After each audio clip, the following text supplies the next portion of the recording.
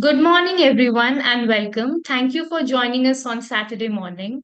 On the occasion of Women's Day, we are delighted to host this special conversation titled Women at the Bar Stories of Resilience, Advocacy, and Leadership. Today's session brings together six remarkable women advocates from our firm, Hammurabi and Solomon Partners, who will share their moments from their professional journeys, moments of challenge, growth, and leadership.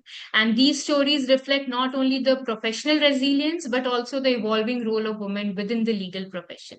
Instead of the traditional speeches, today's session will unfold as a form of dialogue. Each speaker will pose a question to another colleague that will create a chain of reflections and experiences sharing their part of story. Now, before we begin the conversation, I would like to briefly introduce our firm, Hammurabi and Solomon Partner, which is a full service law firm and that believes that a strong legal practice is built not only on professional excellence, but also on an inclusive and supportive work environment. At our firm, we place significant emphasis on creating a workplace where individuals, particularly women professionals, can grow, contribute, and navigate through different phases of their career with confidence and dignity. Today, more than 50% of our colleagues are women, reflecting a consciously nurtured, gender balanced environment created. And we recognize that legal profession can be demanding, and therefore the firm actively promotes policies that enable flexibility, well-being. A team member are provided the option of work from home arrangements, ensuring that the professional commitments continue even during their personal or transitional phases.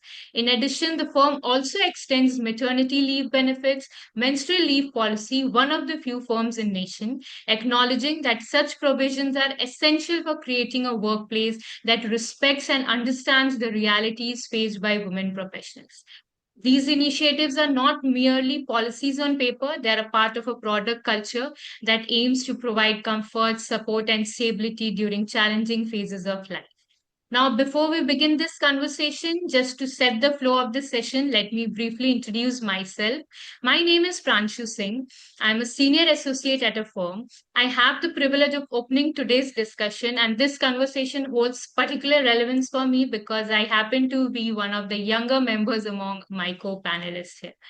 Being a first generation advocate, entering the legal profession itself was a challenge. I would not deny that. Concerns around safety, late night briefing, on ground appearance, outstation traveling for work, these are realities that many women continue to navigate through. Some colleagues have even shared their experiences from district courts where basic facilities such as a separate washroom for women advocates were not available. And it's hard to believe we are in 21st century, but yes, that's the ground reality. At the same time, subtle perceptions that persist, whether the suggestion that women should choose corporate roles over litigation, or mere assumptions about their interests and capabilities. These stereotypes may seem very small and trivial for now, but they often create an unspoken expectation that women must work harder to prove themselves. Yet, over time, I have come to realize that while these challenges may seem very minor on an individual level, they collectively shape the experiences of many women in the profession. And speaking on a very personal note, what has helped me navigate them is the constant support and encouragement from both our male and female colleagues and senior. They have created a professional environment where growth is possible through collaboration and right mentorship. And perhaps that is today's conversation, what it is truly about. It is not only about talking about challenges, but also the support system, the resilience, and the leadership that continue to shape the journey of women in law. And before we begin this dialogue, I would also like to take a moment to extend a special acknowledgement to our managing partner, Ms. Shweta Bharti, whose leadership has been instrumental in fostering an inclusive and supporting environment within the firm. Her vision and encouragement have continuously empowered many of us, especially women advocates, to grow, take on leadership roles, and navigate the profession with confidence. Now, with that note of appreciation, allow me to just begin a conversation. I would like to open the floor and put the first question to our partner, Ms. Svadha Shankar. Ms. Svadha, under the broader theme of mentorship, sponsorship, and network, how important have mentors and sponsors been in your journey, and what structural changes are needed to ensure that women gain access to real advocacy opportunity rather than those merely symbolic inclusion? Ms. Svadha, over to you.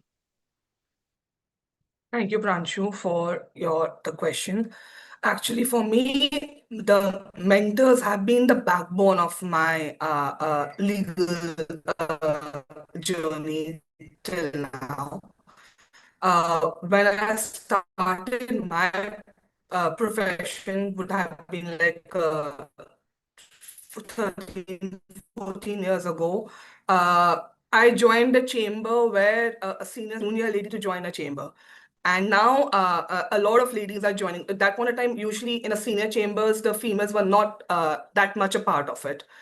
Things have been changing now. For me, the like Mr. Giri was my mentor, like a father figure. He was the first person, and because of him, I've learned so much.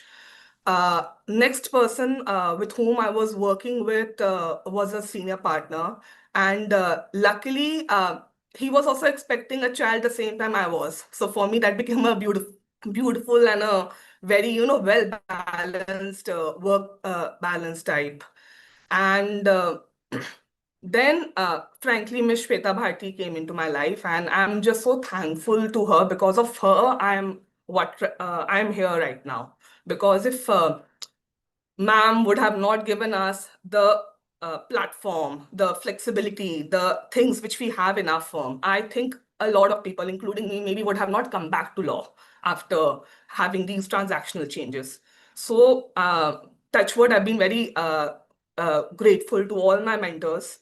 And frankly, structural changes, what we need to ensure more women to gain access to real advocacy is giving them flexibility. I feel that if you give a female a little bit of flexibility, she will give back to the firm or to that person a sense of responsibility, which is a lot more than what you're giving it to her, because she owes it like a duty to it. So, yeah, this is my two bits on mentorship and sponsorships and network, and it's very important. And like I'm coming, started my life, most of my life I did chamber practice. So coming from a chamber background, I would like to pose my next question to Yashodhara. And if you are a young woman who were to join a chamber tomorrow, what practical strategies would you give her to build a credible, command respect, or create a long-term impact in a profession? Yashodhara. Thank you, Svadha. And thank you, Pranshu, for the wonderful introduction. Just 2 minutes on who I am and my role within the organization. So, I am engaged currently as a principal associate within the organization. And for me, the journey with Hammurabi and Solomon is both historical as a platform, because I started as a very young associate, having barely 3 years of experience as an associate, to my journey today, 4 years later, within the organization. And very much like Svadha, I also come from a very typical chamber practice. So much so, like you, going back to what Pranshu gave an introduction, that my practice was predominantly in Patiala House Court in Delhi and Tis Hazari, and even for that matter, far off areas of Karkaduma, where women having personal rooms was even a far reality, even though I am so young into the profession till date. And I am not talking of a long time ago. I'm talking about 2017, 2018, 2019, 20. It was very difficult, even for me, because I have been very privileged growing up, being part of a private education system in law for my law degree. So for that, coming from that particular pedestal to starting in a chamber practice in our lower courts with female representation being extremely low, there are several challenges that young female colleagues and associates who join chamber practices feel, as opposed to when they join full-fledged law firms. There are several noises out there that why not a chamber and the cushion part of a firm. However, since that has not been my journey, and I can only speak about what has been my journey from a chamber perspective, my guidance to a younger lawyer today would be coming to first being that yes, there are apparent biases, but what goes beyond that is use the bias to your advantage. If you are lesser in representation, use it and then become the better voice in the particular room. Having Not being part of the bias may open doors for you, but what stands true is being part of the room and continuing to be, and which goes back to what our firm's motto has been always: consistency. So being well read, being aware of the law, being consistent in your approach, that you make that grunt work, you do the work, and nothing beats a senior's chamber than being prepared, whichever gender you may or may not be. So do not let the bias overshadow certain basic nuances. Preparedness. Arrive 10 minutes earlier. All you have to do is probably start an hour earlier. It seems a monument task when you think about day one. But if you think about day 30 and start putting in the work from day one, then reaching court 10 minutes early before your senior is not so monumental. It is the most easier thing in the world. Being aware of the cause list, being aware of which number the matter is. These are the small things, but these show your consistent presence. This builds responsibility matrix with your senior. And what it also does is it builds your credibility. Second thing, being very well aware of your brief. The senior knows the law, the senior knows the client.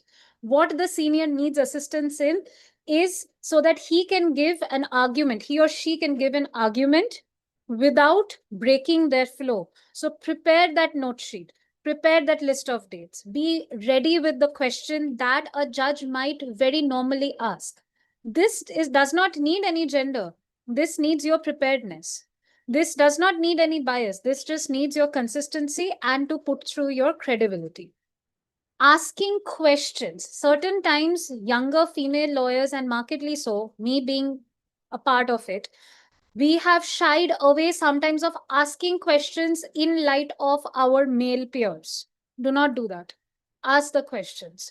Curiosity is important. There are no stupid questions. We have been told time and time again, even in school and in college, there are never any stupid question. If it's a question with a question mark at the end of it, it is a valid one. Maybe addressing the question in a particular manner will help, but that will only come with professional aging.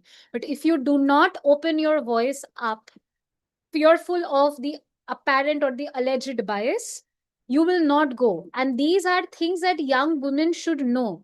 Whether or not a bias exists, it is us who have to consciously fight it to ensure that the bias does not exist tomorrow anymore. We cannot be under the umbrella that there is a bias. And two other things which I have always felt very important for young female and I would not continue to say young female anymore, for any younger colleague in any chamber. One thing being that we always network upwards. The networking would be to a senior counsel, to a client. It is very, very important to network amongst your peers. The ones that you're working with today, they will be senior counsels tomorrow. They will be judges tomorrow. That is where building the long-term relations come about. So when we talk about networking, it cannot always be, going up, up, up. It has to be peer-based. And the more female, here I would again reiterate the word female colleagues, the more younger female colleagues come together, be part of bar associations, be part of bar elections, be part of symposiums, be part of conversations, be part of moods, be and talk, show your presence. People are often skirted away that, okay, we will only do the grunt work. No, go beyond the traditional of just being aware of the documentations. Write, talk about it. There is LinkedIn as a platform. There are bar and bench, live law, your own chamber. Every chamber today knows how to have their own website. Write, reach out, show that you are. Do not be a generalist, be a specialist. And these kind of advices are not restricted to any one particular gender for that matter. This is across the bar. But for women specifically, and here I would, I think, pause and move on to the corporate side to understand. One thing, be it in a chamber practice, be it in firm, and be it in a corporate practice, be very, very well aware of your own realities. If there are untoward discussions coming your way, voice it out. Do not be scared. Bias or striving in a chamber also comes with certain unknown realities of advances, late night appearances, safety issue. voice these concerns out. Some firms, and I'm very proud to say, like ours, there are certain other firms who have modes and mechanism to give travel help in terms of cabs, taxis, ensuring that there is another reliable partner, two, three people who pool in together to go. Because while practicing in Pan India, we often travel at night to several places, even both in litigation or in corporate. The walls have completely gone down that only in litigation people have to travel. Corporate needs, and that is where my next question would be to Thanuja. So be voice out, hold your realities, hold yourself to the ground, and call it out if something is apparent bias. Do not shirk away, do not be meek. And these would be my closing words for the time being, with which I move to Tanuja ma'am, who has historically only been in the corporate side working with M&A matters, high stake negotiations in a room full of what we have traditionally known to be a man made room. So ma'am, my question to you would be that in corporate practices there are often intense timelines, there are, as I said, high stake negotiations and extremely close interaction with business leaders, sometimes male business leaders who are not very well open to the female voice. How do you navigate the leadership and decision making in such high pressure transactional environments, and with that balancing your predominant role as a woman in your home front, because corporates also do not know any time limit, likewise in litigation? So how do you tackle that? I believe, Tanuja, you're on mute. Yeah, I'm sorry. Yeah. So thank you, Yashodhara, for putting that question. I'm a partner in Hammurabi and Solomon Partners, and I head the Hyderabad office here. And my core area of practice has been corporate law and corporate strategy, IPO matters, and all that. So it's wonderful to be part of this group, and advanced Happy Women's Day to all the wonderful women out there. And coming down to the question, yeah. So in my journey through corporate law, I've faced those exact pressures, head-on deals, closing at midnight, tense negotiations with CEOs or with, the promoters, the investors, where every decision feels make or break, you know. And early on, I learned that true leadership isn't about, being the loudest voice. It's not about that, but it's about staying calm and listening to deeply to the other, what they're trying to communicate and what they're trying to achieve. Because when there are two parties, there is an investor and there is a promoter. Both of them want to have best return out of the entire transaction.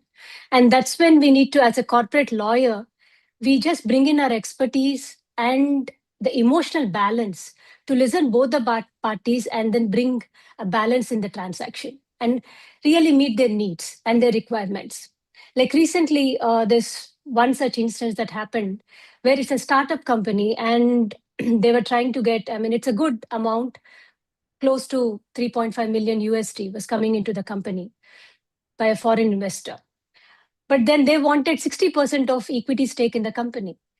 And the promoters, they were they're not very happy with the whole thing. Just giving away 60% stake, because now they have a wonderful project and they see so many good returns that they're very promising. The returns are very promising.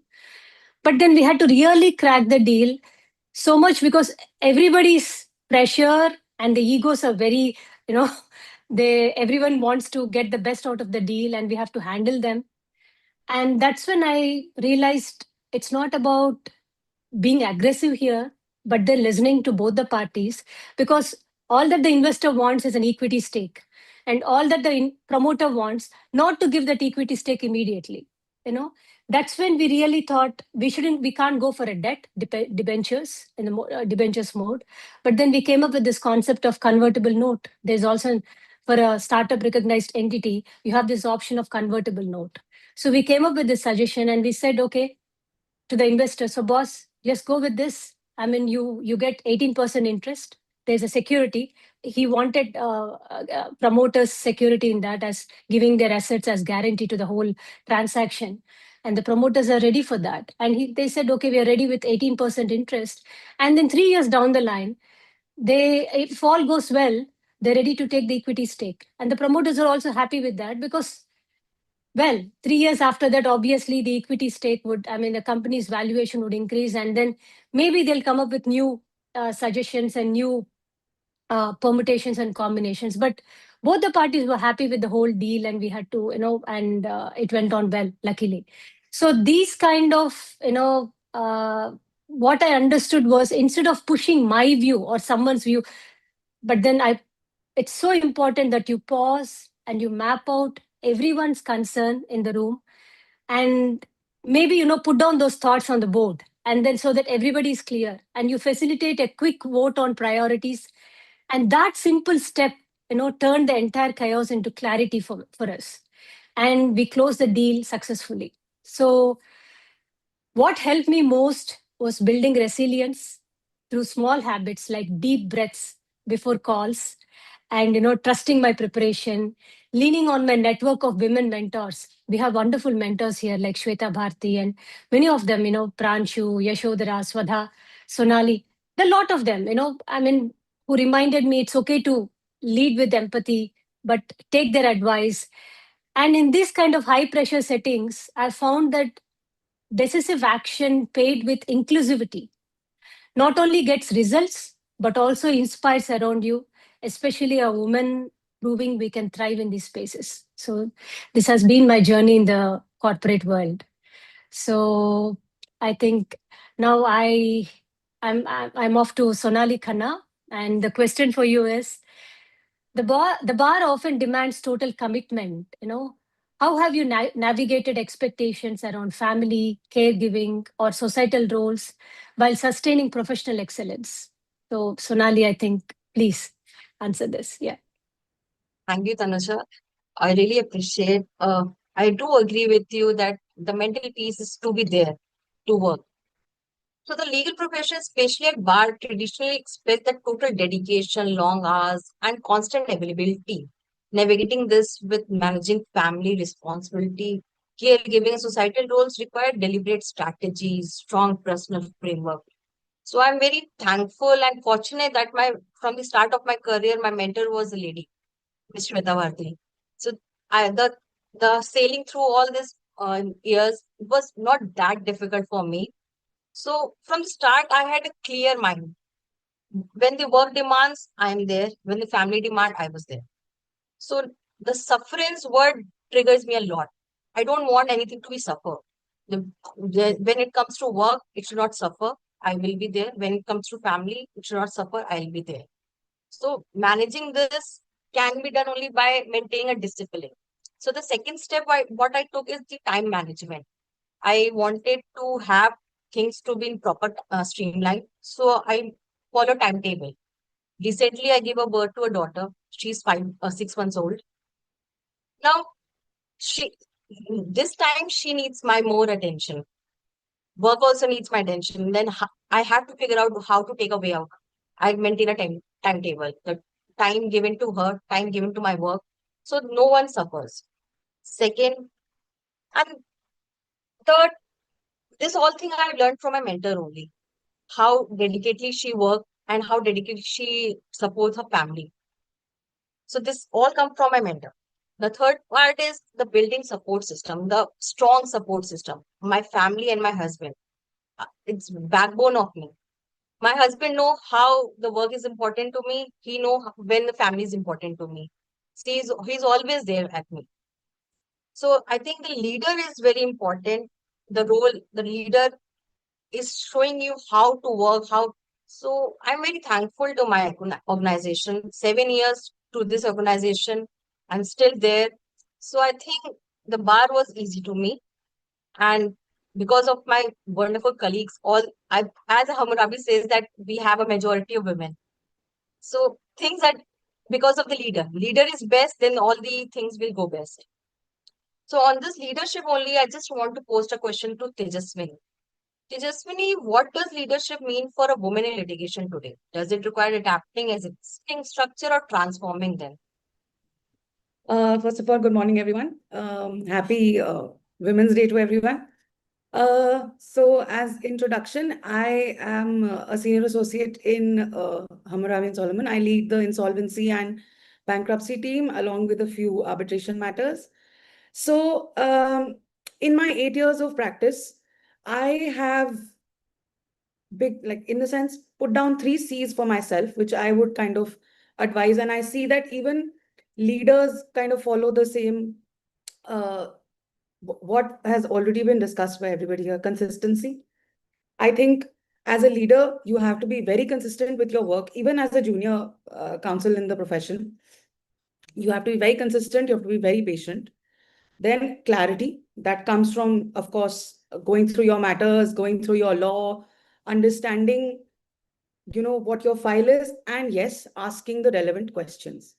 Asking questions is one thing that, as Yashodhara said, is one of the most important things. And I feel that as a leader, when somebody is that approachable and when even the silliest question is not, looked at as if, what is this? Why are you asking me this? I think that is, a leader who can. Then the third thing, which is the most important thing, which I feel as personally in my journey, is your credibility. How available you are, whether it is say 10:30 in the night, how available you are for your senior, how available you are for your client. It does not matter what hour it is or how complicated the issue is. You have to be always available.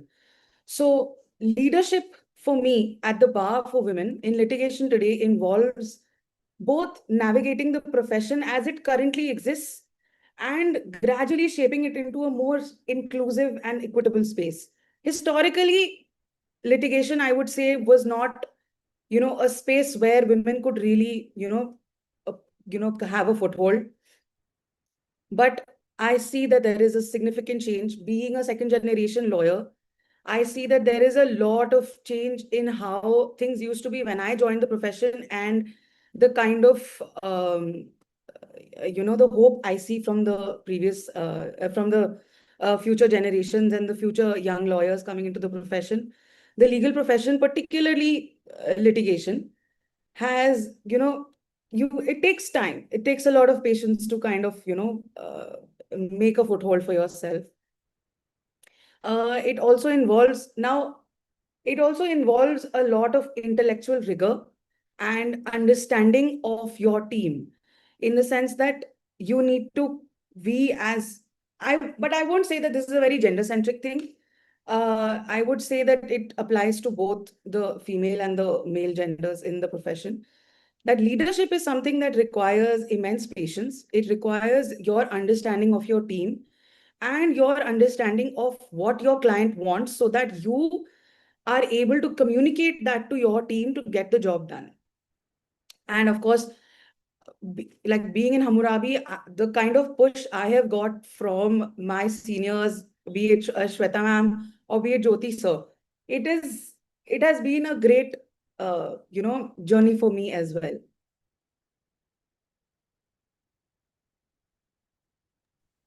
So Tejaswini, what you will say the rules. There are some unwritten rules on the bar.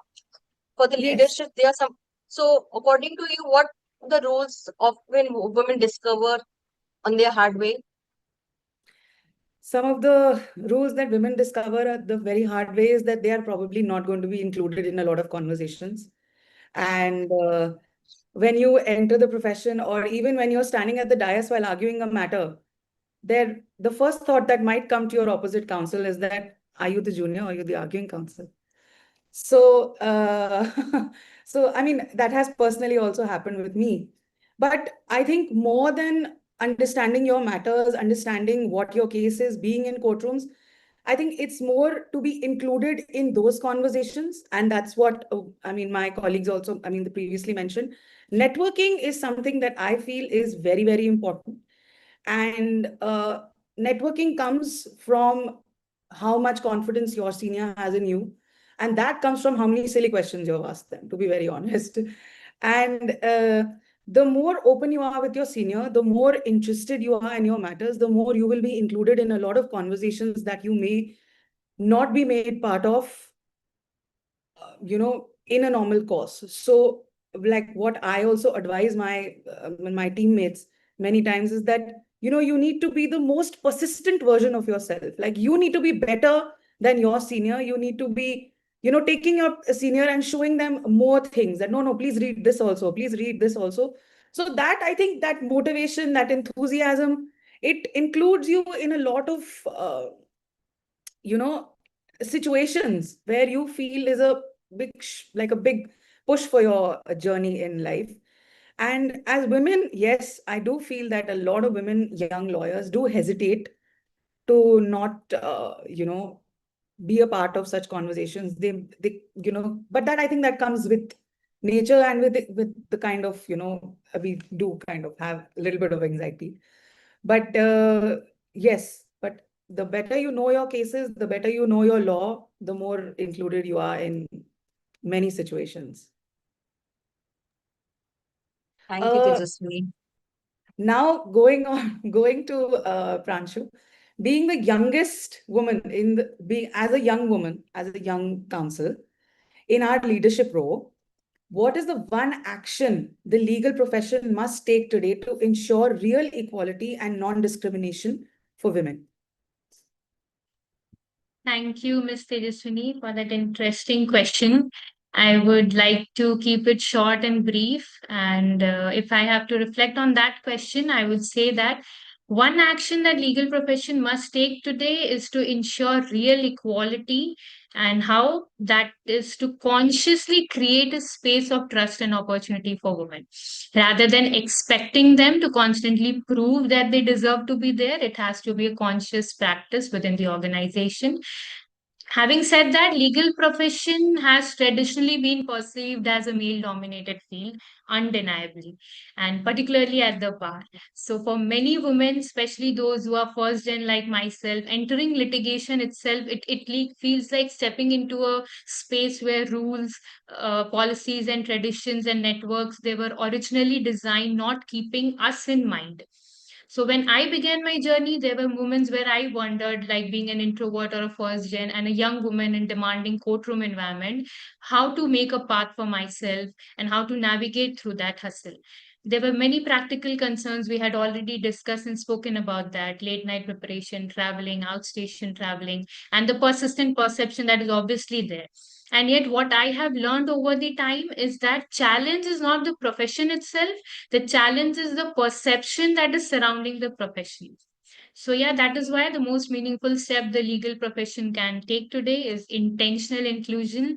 And by that, I don't mean that you allow a woman to enter the profession and it ends there. No, it means actively enabling them to grow within that environment. It means mentorship. It means recognizing their potential rather than the background or the lineage they come from. And it means giving those young women candidates courtroom exposure, leadership opportunity at a very young age based on merit, obviously, and the confidence that their voice deserves to be heard. So I have been very fortunate in this regard. I have mentioned this earlier too. Both male and female colleagues and mentors of mine had extended support and guidance throughout.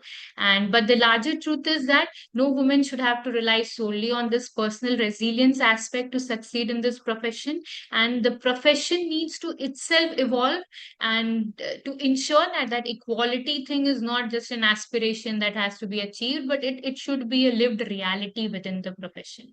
And over the time, I've also personally realized that building a career in this profession is not only about legal knowledge or a courtroom skill. It is also being mindful of the environment you are working in. And when the women present there are not only a participant, but they're decision maker, leaders, the profession by itself becomes very just on its own. The platform seems to be very just.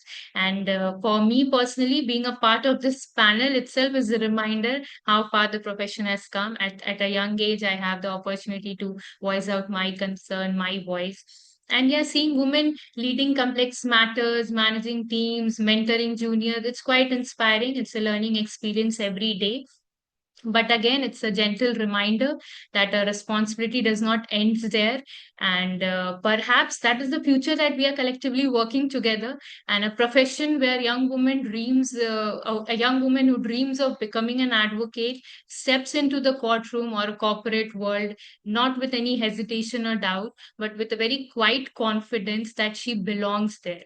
Her presence there is no longer questioned, no longer seen as exception or something, and it's just a normal norm that is there. So, with that, I would like to conclude my answer. I hope I've justified the young female colleagues. And yeah, so again, thank you for listening to my answer. And so, being the youngest among our panelists, I would like to take a liberty. And before wrapping this session, I would just like to post a rapid fire question to our colleagues here. So, I would start with Ms. Svadha Shankar. Ma'am, one courtroom lesson that you have learned the hard way, if you may mention, please. Never assume a court appearance to just be a routine matter. I think I've learned that a very hard way. So, yes, you have to very well always be prepared. That is a valuable courtroom lesson indeed, ma'am. Thank you. So now next question is to Ms. Thanuja Palla. Ma'am, a myth about women in legal profession that needs to change as per your experience. Yeah, women are viewed, I think, less aggressive, authoritative, or cutthroat compared to male counterparts, So it is assumed that they're better suited for non-litigation, softer areas of law.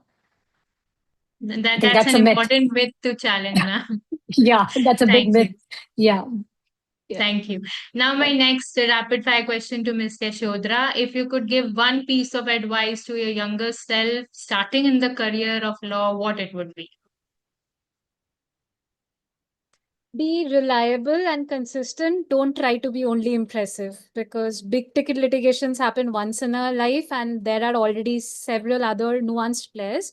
But if you're reliable, you will continue and last more, and chances are of you landing your big ticket litigation also will happen with time. That's a wise advice. Thank you. Now, next question to Ms. Sonali Khanna, ma'am. Ma'am, one leader in law or public figure life who inspires you. Ms.Yashodhara. Oh, wow, that's interesting. Now, moving on to Ms. Tejaswini, ma'am. In one line or one word, what does women leadership in law means to you?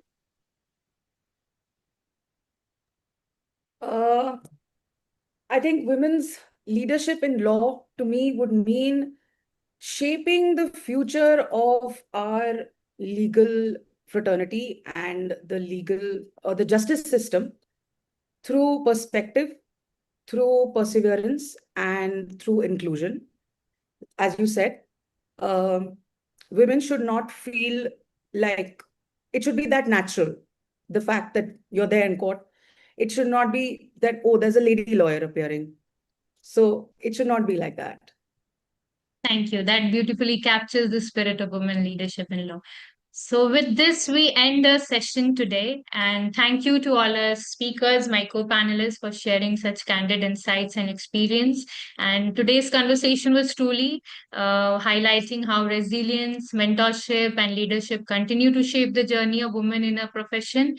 And with that, I truly hope that this dialogue continues beyond today's session. So, let's the conversation keep going. Thank you for the patience. And with this, we close the webinar. Thank you. Thank Thank you. you. Thank you. Thank you, everybody. Thank you.